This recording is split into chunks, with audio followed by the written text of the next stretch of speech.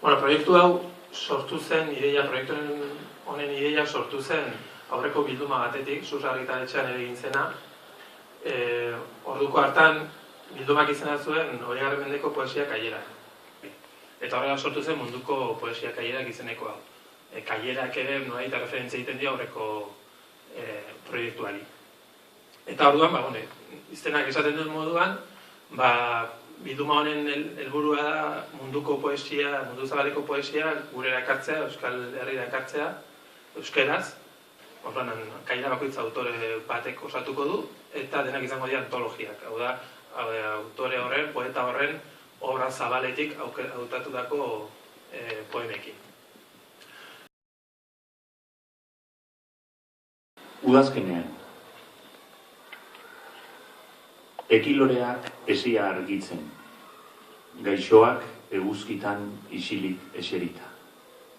Soroan Andreak lanean kantari, komentuko eskilak joka.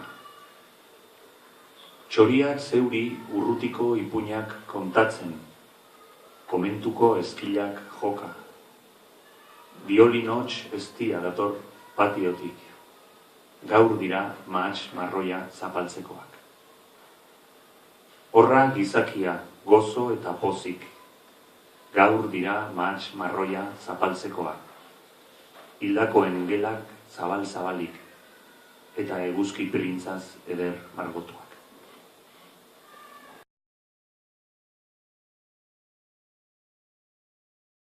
Maite zaitut zeren eta. Maite zaitut zeren eta gorputzak eskatzen didalako. Manu eta asantz gabe uinetik etorri zarelako. Oianeko sasitzarrak etxola soramen berde batez erramentzun dizulako. Zerrailu eta barrote gabe. Nahi dudalako. Eromenaren erroa xurgatu dudalako. Epaitua, amodioak duelako ene ohea bihikatu. Baia aserretzen eta gatzagia eragiten duen egurraren atxanka, katetua, aterpetzen dudalako. Ategia naizelako. Astien artean ukatzen hauen eta marea biziaren aurka kilak eraikitzeko. Indartsuegia naizelako. Hondamendiaren sotxek nigabe izenpetu duten destinuari makurtzeko. Urik sakonenak, bake zein treguarik nahi ez eta jatorrizko beliaria naizela, goraki oiukatzen duelako.